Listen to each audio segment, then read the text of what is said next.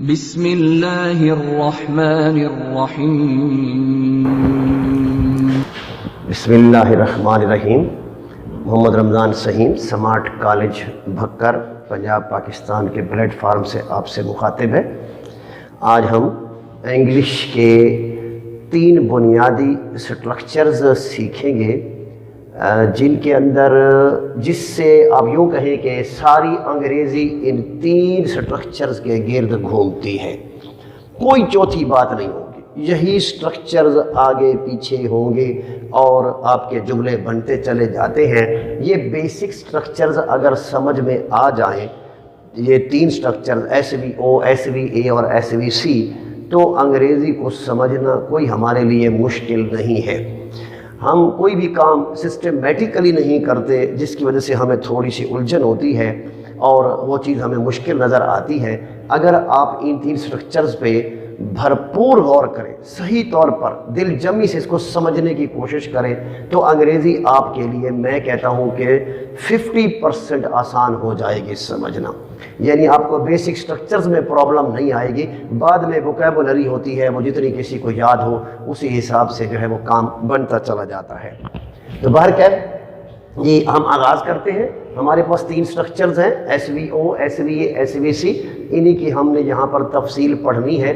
تو S V O subject verb object, S V A subject verb adverb, subject verb complement, یہ 3 structures جو ہے ہم نے سمجھنے ہیں۔ انگلش کا کوئی جملہ کسی بھی بک میں سے آپ اٹھا کر دیکھیں، آپ کو ان 3 سٹرکچرز کے گرد ہی گھومتا نظر آئے گا، انہی میں سے ہوگا، باہر سے نہیں ہوگا۔ سب سے پہلے بات آتی ہے S V O subject verb object. ہم نے 3 جملے لکھے، ہی باٹ اس نے خریدی، کیا چیز خریدی، سم تھنگ کوئی non living object. He killed اس نے مارا، کس کو مارا، ہی کلڈ اے سنیک کوئی لیونگ آبجیکٹ جسے آپ سم باڈی کہتے ہیں۔ کبھی آپ ڈکشنری اٹھائیں، اس میں کہیں نہ کہیں آپ کو ایس بی یا ایس ٹی ایچ لکھا نظر آتا ہے، سم باڈی اور سم تھنگ، تو یہ وہی چیز ہوتی ہے، آبجیکٹ کو ظاہر کرتی ہے کہ وہ لیونگ آبجیکٹ بھی ہو سکتا ہے، وہ نان لیونگ آبجیکٹ بھی ہو سکتا ہے۔ اور ہمیں آبجیکٹ جو ہے اب تک بچپن میں یہ سکھایا گیا کہ جی مفعول جس پہ کام ہو، تو وہ ہماری سمجھ میں نہیں آتا جب ہم دوسرے جملوں کے ساتھ اس کو کمپیریزن کرتے ہیں۔ تو اگر آپ اس طرح اس کو سیکھیں تو امید ہے کہ آپ کو کمپیریزن آسان ہو جائے گا اور بات بھی آسان ہو جائے گی کہ ہی باٹ اے بک اس نے خریدی، کیا چیز خریدی، سم تھنگ۔ ہی باٹ، ہی کلڈ اس نے مارا، کس کو مارا، اے سنیک یعنی کہ سم باڈی کوئی living object. He called his friend اس نے اپنے دوست کو بلایا، کس کو بلایا، کسی انسان کو بلایا، جاندار کو بلایا، سم باڈی۔ تو یعنی سم باڈی یا سم تھنگ، اس کا کسی بھی ورب کے بعد آ جانا آبجیکٹ کہلاتا ہے۔ اور وہ ورب جو ہے آپ کی وہ ٹرانزٹیو ورب کہلاتی ہے۔ کون سی ورب کہلاتی ہے؟ ٹرانزٹیو ورب کہلاتی ہے، جس ورب کے بعد آپ کا آبجیکٹ آتا ہے۔ ورب ٹرانزٹیو یعنی جسے آپ وی ٹی کہتے ہیں۔ انگلش میں ڈکشنری میں کبھی دیکھیں وی ٹی یا وی آئی، بعض اوقات وربز کے آگے لکھا ہوتا ہے اور بعض اوقات وی آئی اور وی ٹی دونوں لکھے ہوتے ہیں، تو لہٰذا یہ ورب ٹرانزٹیو اور انٹرانزٹیو کو ظاہر کرتے ہیں۔ تو ورب ٹرانزٹیو اس کے بعد آبجیکٹ کا آنا لازمی ہے، اور پیسو وائس بھی اسی کا بنتا ہے، اس کا پیسو وائس بھی نہیں بنتا۔ ورب ٹرانزٹیو کا پیسو وائس بنتا ہے، ورب انٹرانزٹیو کا پیسو وائس نہیں بنتا۔ لہٰذا ہم بات ہماری ہو رہی تھی ایس وی او کی، تو یعنی subject verb object, some thing یا سم باڈی کا کسی بھی ورب کے بعد آ جانا آبجیکٹ کہلاتا ہے۔ اس کے بعد اگلی بات، ہاں یہاں ایک اور بات رہ گئی کہ ایک چیز ہوتی ہے سم تھنگ، اسے کہتے ہیں ڈائریکٹ آبجیکٹ، اور جو چیز ہوتی ہے سم باڈی اسے کہتے ہیں انڈائریکٹ آبجیکٹ، اسے کہتے ہیں انڈائریکٹ آبجیکٹ۔ آگے یہ پھر مزید باریکیوں میں استعمال ہوتے ہیں، محاوروں کے ساتھ پریپوزیشن جو فریزل وربز ہوتے ہیں ان میں ان سے ہیلپ لی جاتی ہے، وہ تھوڑی سی پھر آگے اگلی بات ہو جاتی ہے۔ ہی وینٹ ٹو کالج، وہ گیا، کہاں گیا؟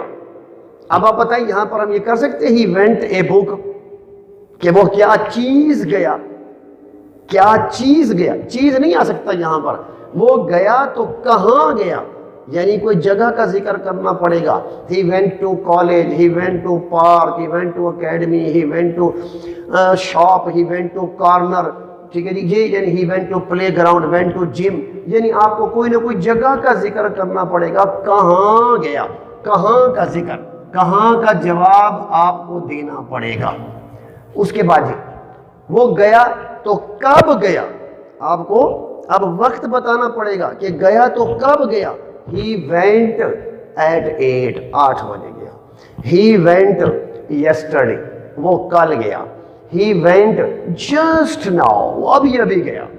He went a few days ago، وہ چند روز پہلے گیا، ٹھیک ہے جی، یعنی any unit of time۔ He went in 2010، وہ 2010 میں گیا، ٹھیک ہے جی۔ He went in January 2016، وہ جنوری 2016 میں گیا۔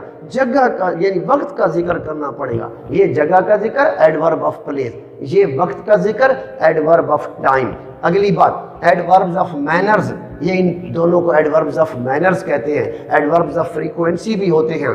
بار کیا جی، بائی بس، آپ کا ذریعہ کیا تھا، کیسے وہ گیا، بائی بس، بائی ایئر، بائی ریلویز، ٹھیک ہے جی، بائی روڈ یعنی کس طرح، بائی سی روٹ، سمندری راستے کے ذریعے گیا، ٹھیک ہے جی، آن اے بائک، ان اے کار، یعنی کوئی آپ نے ذریعہ بتانا ہے کہ کس طرح گیا۔ اس کے بعد کیفیت، اس وقت اس کی کیفیت کیا تھی، مسکرا رہا تھا، رو رہا تھا، ٹھیک ہے جی، بڑبڑا رہا تھا، یعنی تو یعنی کیسی اس کی کیفیت تھی۔ ویپنگ، روتا ہوا، بھاگتا ہوا، آہستہ آہستہ چلتا ہوا، ٹھیک ہے جی، یعنی یہ اس کی کیفیت ہے، آپ نے بتانی ہے۔ تو یہ 4 چیزیں ایڈوربز کہلاتی ہیں، لہٰذا یہ سٹرکچر ہمارا ایس وی او بن گیا کہ جس میں اب آپ نے وقت کا ذکر، جگہ کا ذکر، ذریعہ، کیفیت، یہ چیزیں دینی ہوتی ہیں، یہ جملہ آپ کا ایس وی او بن جاتا ہے۔ اب یہ ایس وی او جملہ ہمیں بچوں کو ایک بڑی پرابلم پیش آتی ہے کہ بڑا جملہ کیسے بنتا ہے۔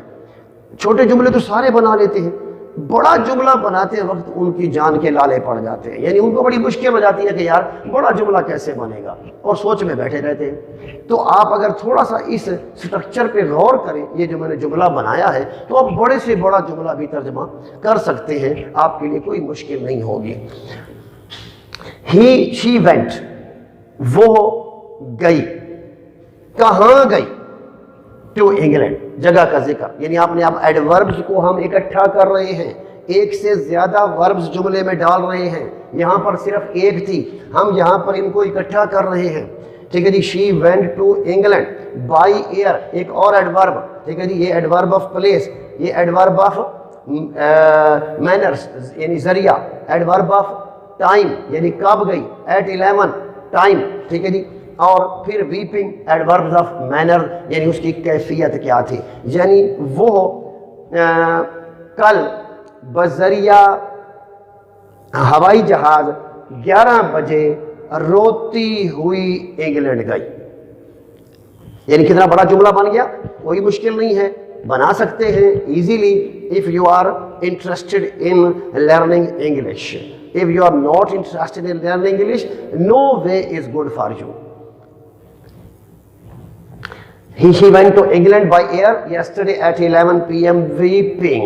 یعنی یہ اب اتنا بڑا جملہ ہم نے اتنی یعنی جو ہے آسانی سے اس کو جو ہے کمپوز کر لیا۔ آگے جی، اب اگلی بات آتی، اس طرح کے بے شمار جملے بنائے جا سکتے ہیں، ان کے لیے پھر پریکٹس کی ضرورت ہوتی ہے، چونکہ اب ہم ایک ویڈیو لیکچر دے رہے ہیں، اس میں زیادہ باتیں نہیں سما سکتے۔ ہاں جی، تو شی از اے نرس، اب ہم ایس بی سی کی طرف آ رہے ہیں، سبجیکٹ ورب کمپلیمنٹ کی طرف آ رہے ہیں۔ شی از اے نرس اور شی ہیز اے پرس، یہاں پر آپ نے دیکھا کہ از اور ہیز، اس کو سمجھنے سے پہلے اگر ہم پہلے اس چیز کو سمجھ لیں تو زیادہ آسانی ہو جائے گی کہ دو وربز، انگلش میں آپ بے شمار وربز ہیں، ان میں سے آپ ان دو کو علیحدہ کر لیں اور باقی سب کو الگ کر دیں۔ لاکھوں کی تعداد میں وربز ہیں، ہزاروں سینکڑوں بھی نہیں، لاکھوں کی تعداد میں آپ کی بک میں، ہر بک میں ٹرانسلیشن میں کہیں نہ کہیں 300 400 200 250 وربز دے دی جاتی ہیں، اور وہ یعنی ٹھیک ہے بیسک چیزوں کے لیے کافی ہوتی ہیں but not fully good for higher level English.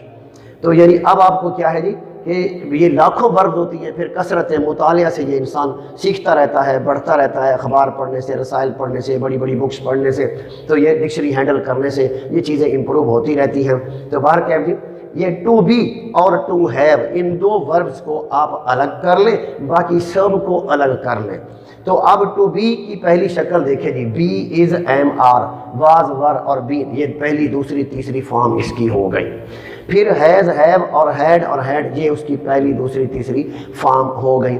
یہ دو وربز، ان کو ہم ہیلپنگ ورب بھی کہتے ہیں، آگزیلیری ورب بھی کہتے ہیں، ٹھیک ہے جی، ان کو ہم لنکنگ وربز بھی کہتے ہیں، لنکنگ۔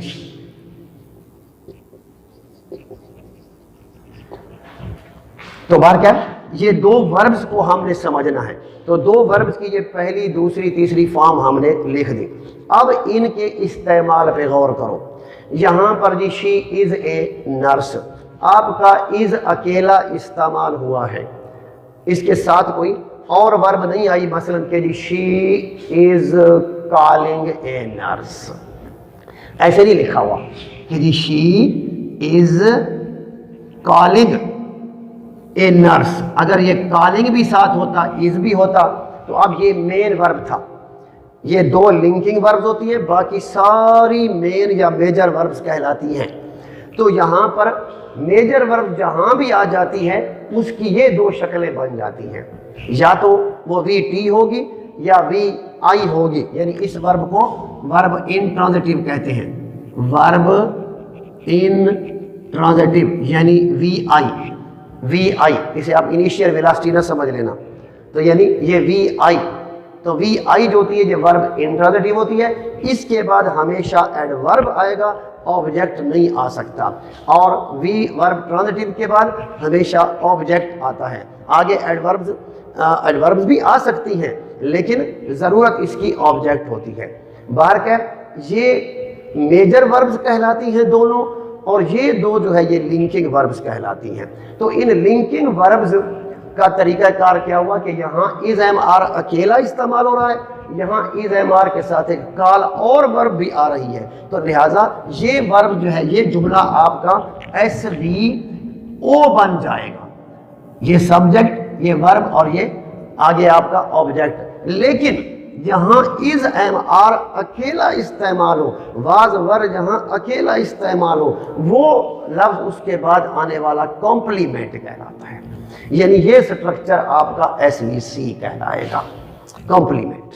اور اسی طرح ہیز ہیو، یہ اگر اکیلا استعمال ہوگا تو یہ سٹرکچر آپ کا ایس وی سی کہلائے گا۔ مثلا کہ جی شی ہیز اے پرس اور she has lost her purse, lost her purse, یہ ہیز اور لاسٹ استعمال ہوا ہے، تو لاسٹ ایک اور ورب آ گئی، اس میں میجر ورب آ گئی، لہٰذا یہ سٹرکچر ایس وی او بن جائے گا اور یہ سٹرکچر ایس وی سی بنے گا، کیونکہ اس میں is am are, has have had اکیلے استعمال ہو رہے ہیں، ٹھیک ہے جی، یہاں پر یہ کسی ٹینس کا حصہ نہیں ہے، کسی ٹینس والی ورب کا حصہ یہ نہیں ہے، لہٰذا یہ سٹرکچر آپ کا ایس وی سی کہلائے گا۔ اور یہ ٹوٹل 3 سٹرکچرز ہیں جن کے گرد انگریزی گھومتی ہے۔ اگر ان کو صحیح طریقے سے آپ ہینڈل کر لیں، بار بار اس لیکچر کو سنیں اور بار بار اس لیکچر کو اس کی وہ جو ہے اسکرین شاٹ بنا کر اور بار بار دیکھیں، تو آپ کو کافی جو ہے وہ فائدہ پہنچے گا اور اس سے آپ کی انگریزی بہت امپروو ہو جائے گی۔ اگلے لیکچرز میں آپ کو بڑی آسانی ہوگی سمجھنے میں، ٹھیک ہے جی۔ خدا حافظ، اللہ تعالیٰ آپ کا حامی و ناصر ہو۔